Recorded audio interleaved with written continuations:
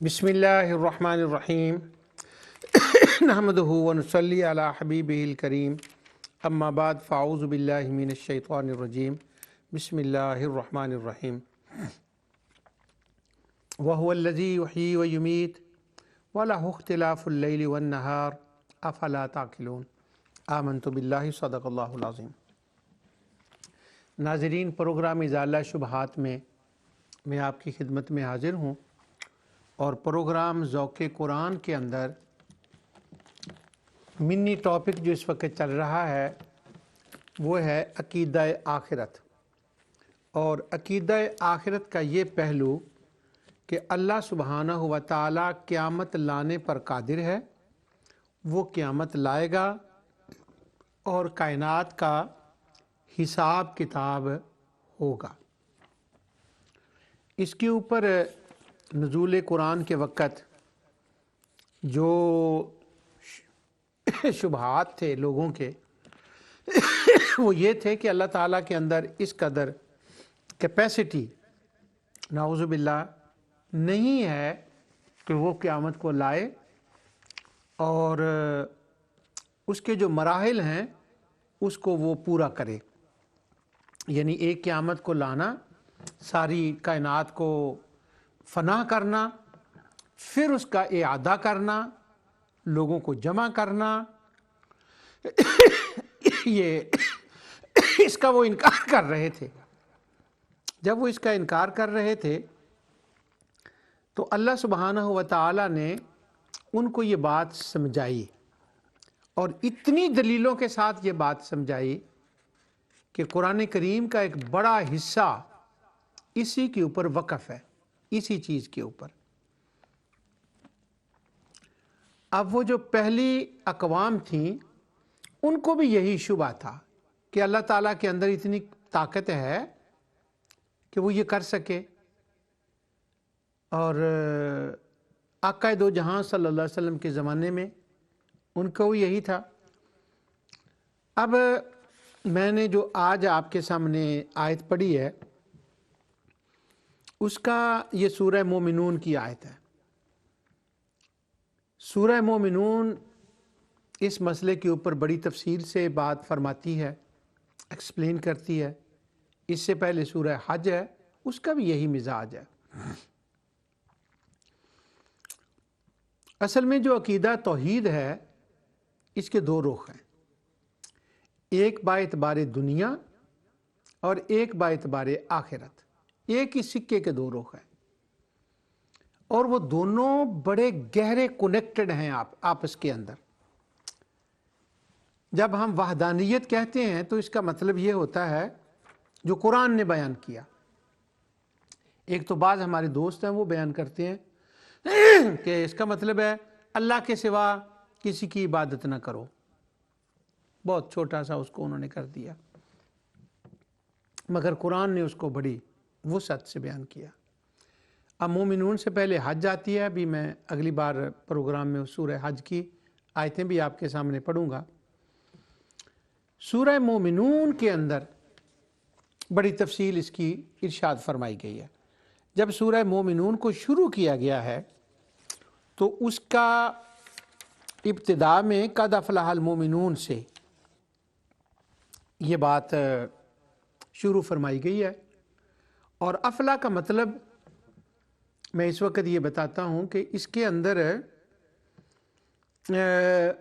फलाह के अंदर ये होता है कि जो चीज़ नीचे दबी हुई हो उसको ऊपर लाना, और जब वो ऊपर आ जाती है तो बंदे को कामयाबी मिल जाती है। और इसका ताल्लुक़ किसान के साथ होता है कि वो बीज को बोझता है, बीज को बोया उसने, वो बाहर निकला और वो बड़ा हुआ, तनावर बन गया, कामयाबी हो गई। इस फ़िलॉसफ़ी के साथ उसका ताल्लुक़ है। और जब ये सूरत ख़त्म होती है वहाँ पर फिर वो दोबारा लफ्ज़ लाया गया,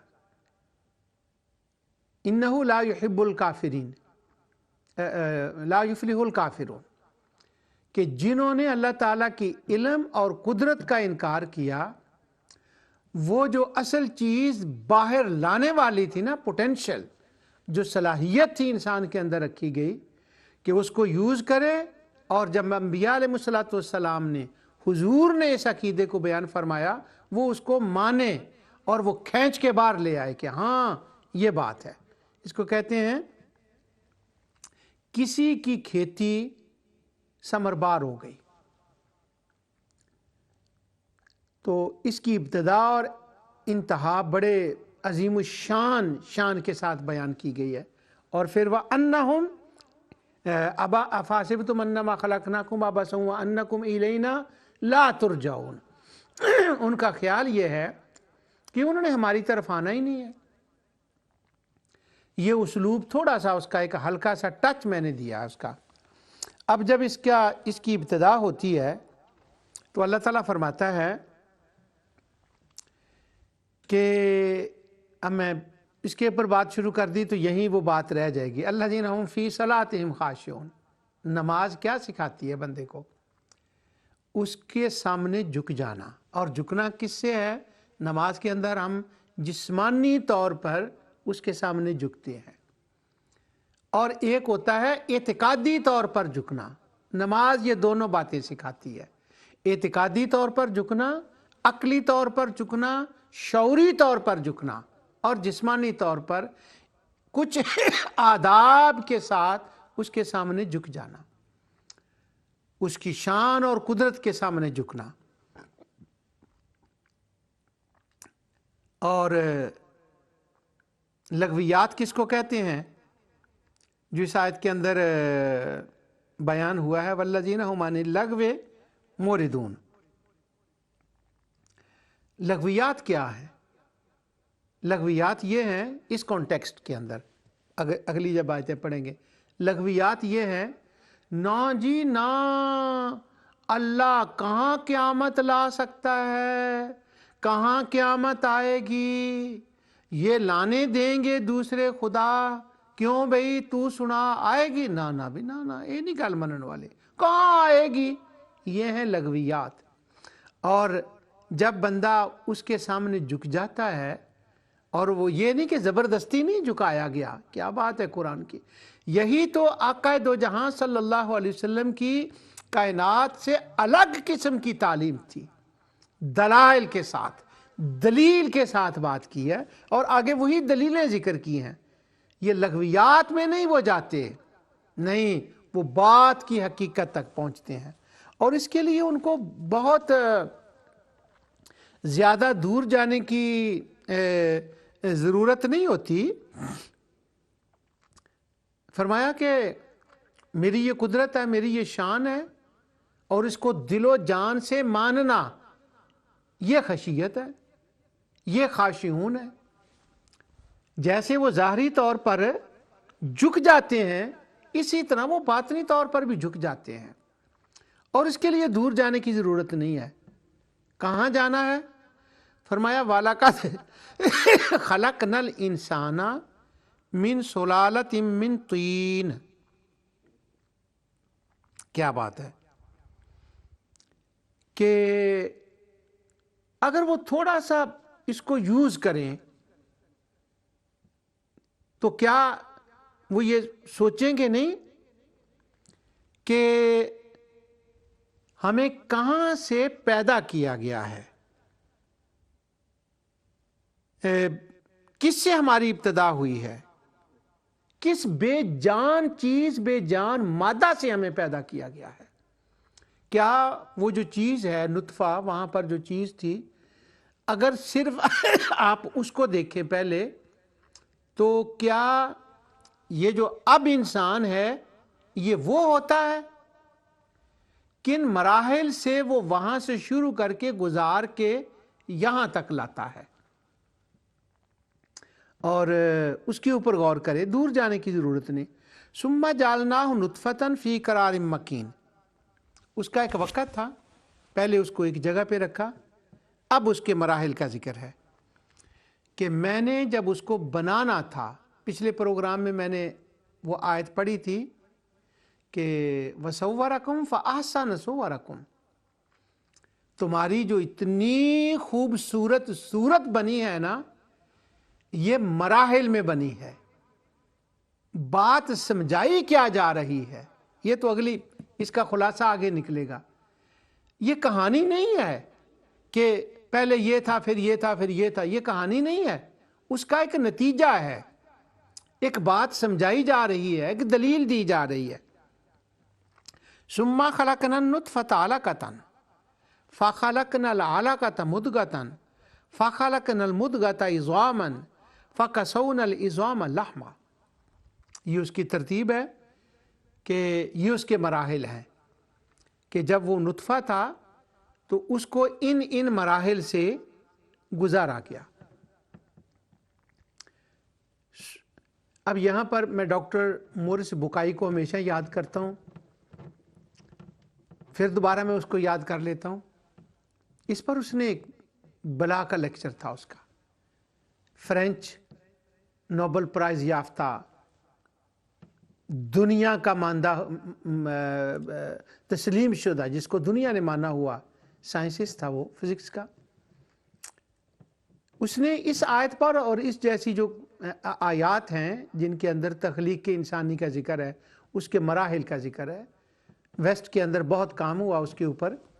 میں اب اکثر کہا کرتا ہوں کہ اب جب ہم تفاسیر پڑھتے ہیں نا تو ان تفاسیر میں اور مسائل ہوتے ہیں.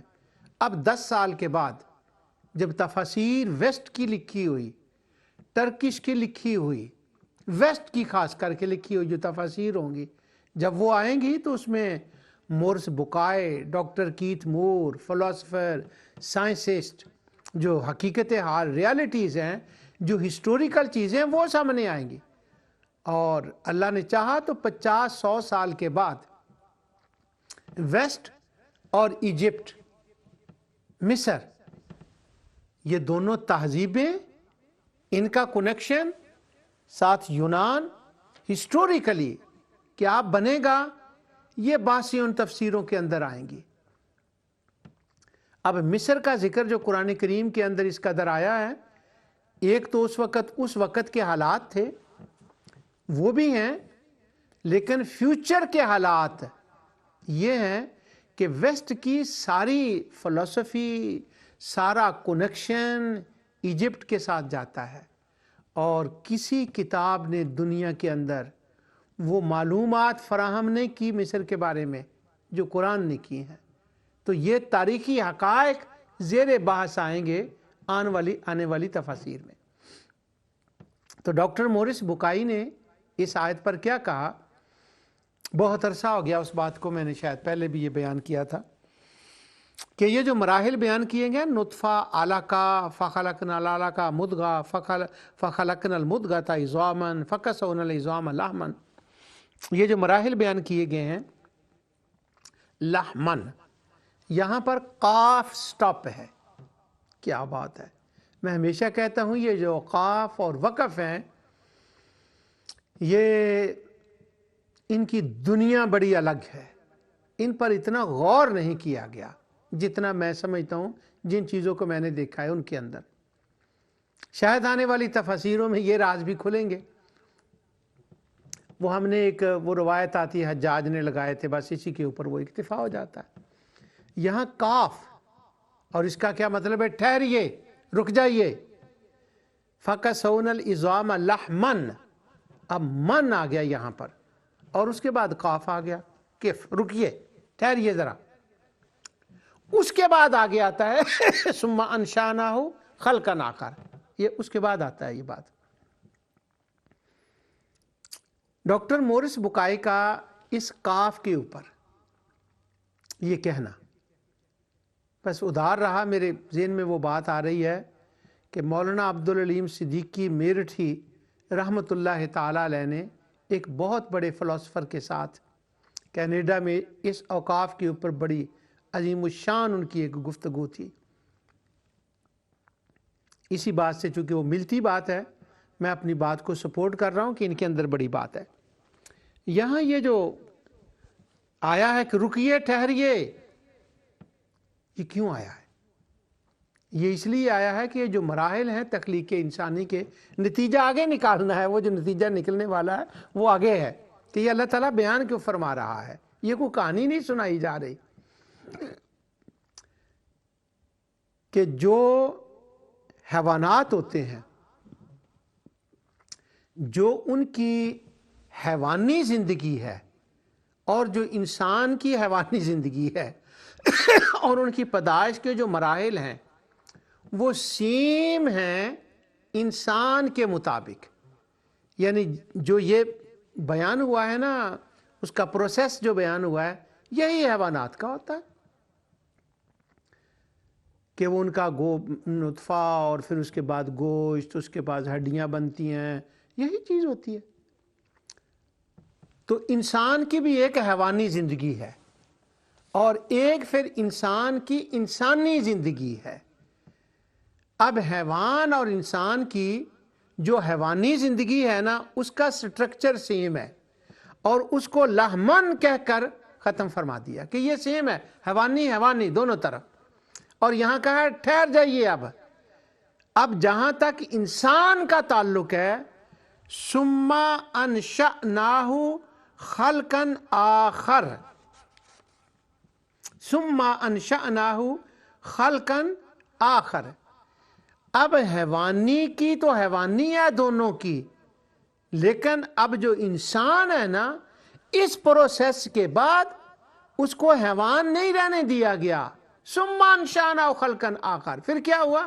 وَنَفَخْتُ فِيهِ مِن رُوحِي، اس کی ایک الگ چیز اس کے اندر ڈال دی، جس سے حیوانات سے، تمام حیوانات سے، تمام ذی روح ہوں چیزوں سے، پرند ہوں، چرند ہوں، مچھلیاں ہوں، کوئی چیز بھی ہو جن کے اندر بھی جان ہے، جن کی فزیکل نیڈز ہیں اور اپنی روح مبارک، یہ تشریفاً فرمایا جا رہا ہے، ان کے اندر ایک خاص چیز ڈال دی، ایک خاص انرجی ڈال دی، جو ارادہ ہے، قوت ہے، طاقت ہے، روح ہے، اس کے اندر جب ثم انشأناہ خلقا آخر کہا نا، وہ ایک الگ بنا دیا۔ کس کو؟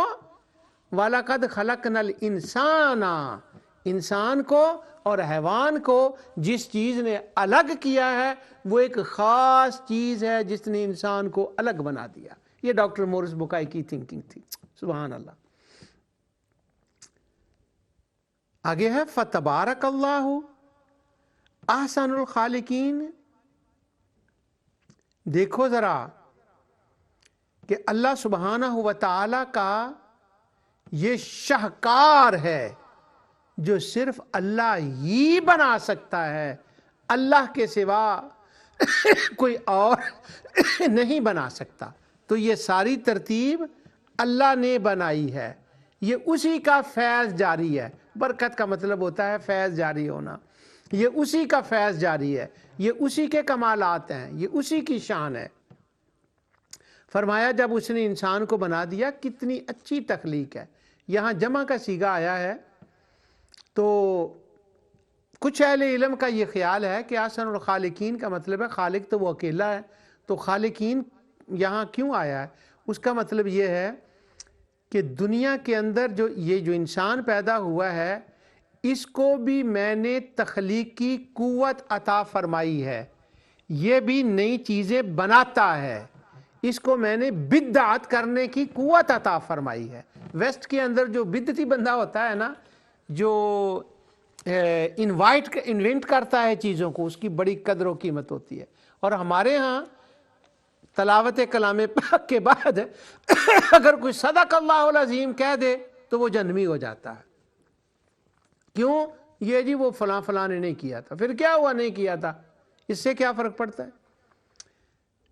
انسان کو ایک تخلیقی قوت دی گئی ہے، کیا کیا چیزیں انسان نے ایجاد کی ہیں، مگر ان کا وہ چیزیں بناتا ہے کسی چیز سے، مٹیریل پہلے موجود ہوتا ہے، اس سے وہ کچھ بناتا ہے۔ تو اللہ تعالیٰ فرماتا ہے کہ جس نے انسان کو ان مراحل سے گزارا، انسان کو ایک شان عطا کی اور پھر انسان کو آگے بنانے کے قابل بنایا کتنا فیض جاری ہے اس کا، انسان کو بنا کر ختم نہیں کر دیا، بلکہ انسان کے اندر اس کی رحمت جاری و ساری ہے، وہ بھی چیزیں بناتا ہے۔ مگر یاد رکھو وہ چیزیں بناتا ہے چیزوں سے، اور خدا چیزیں بناتا ہے نوتھنگ سے۔ وہ بناتا ہے خلقنا الانسان من سلالۃ من طین، وہ خلقکم من تراب، وہ یہ چیزیں بناتا ہے جہاں وہ چیزیں اس صورت میں نہیں ہوتی، اور اس کے اندر وہ نوتھنگ سے چیزیں بناتا ہے۔ اس کے لیے علماء کہتے ہیں فاتر اور اس کا بدیع کا لفظ قرآن کریم میں آیا، وہ بات کہیں اور چلی جائے گی اگر میں نے وہ بات چھیڑی۔ ایک تو یہ ہے، مگر امام راغب کا کچھ اور خیال ہے، اور مجھے ذاتی طور پر امام راغب کی بات سے زیادہ اتفاق ہے۔ راغب نے یہ ایک بڑا عجیب نکتہ اور کمال نکتہ بیان کیا ہے، اور وہ میرے تو موضوع کے مطابق ہے، اس لیے میں اس کو سب سے سپر سمجھتا ہوں کہ وہ سب سے بڑی بات ہے۔ اس نے کہا نہیں، بات یہاں کچھ اور ہے۔ امام راغب کہتے ہیں بات یہ ہے کہ اللہ تعالیٰ نے فرمایا کہ تم یہ سمجھتے ہو کہ تمہارے خداؤں کا اس کائنات کے بنانے میں کوئی حصہ ہے۔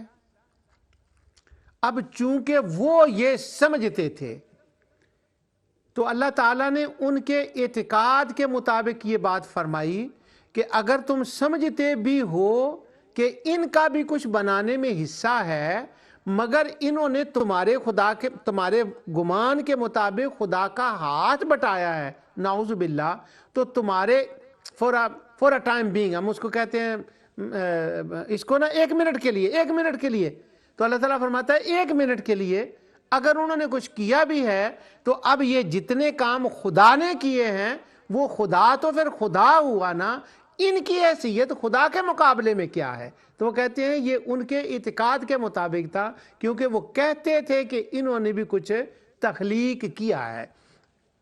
یہ لفظ خلق کے تحت راغب نے لکھا ہے، اگر کسی نے اس کو اور دیکھنا ہو تو وہی راغب کے الفاظ شاملہ میں ڈال لے تو انشاءاللہ اور حوالے وہ بھی نکل آئیں گے۔ آگے اللہ تعالیٰ فرماتا ہے ثم انکم بعد ذلک لمیتون، پھر اس کے بعد کیا ہوتا ہے؟ زندہ انسان چلتا پھرتا، اس کو موت آتی ہے، اور ثم انکم یوم القیامت تبعثون، اس کے اندر جو ایک خاص چیز رکھی تھی نا حیوانات کے بعد، واہ کیا کمال ہو گئی ہے، وہ اس انسان کو موت کا ذائقہ تو آتا ہے، ایک بار فنا تو ہوتی ہے، مگر وہ ہمیشہ کے لیے ختم ہی نہیں ہو جاتا۔ پھر کیا ہوتا ہے؟ جس خدا نے یہ پہلے بنایا ہے، ثم انکم یوم القیامت تبعثون، وہی خدا دوبارہ قیامت کے دن تمہیں زندہ کرے گا۔ یہاں اللہ تعالیٰ نے دلائل دیے ہیں۔ اب سوال یہ ہے کہ اگر